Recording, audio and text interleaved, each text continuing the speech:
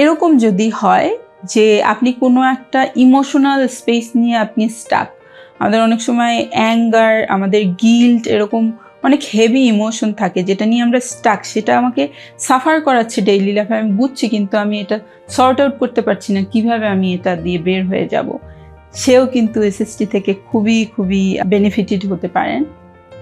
এই জায়গাটা থেকে।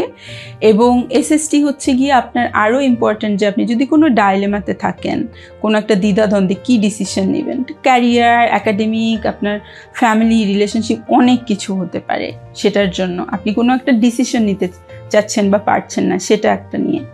আপনি কোনো একটা কষ্টের মধ্য দিয়ে যাচ্ছেন, আপনি চাচ্ছেন খুবই এমপ্যাথেটিক, কম্প্যাশনেট একটা থেরাপিউটিক এনভায়রনমেন্টের মধ্য দিয়ে আপনি হচ্ছে গিয়ে একটা এক্সপিরিয়েন্স নেবেন as part of your healing journey, সেটাও কিন্তু আপনার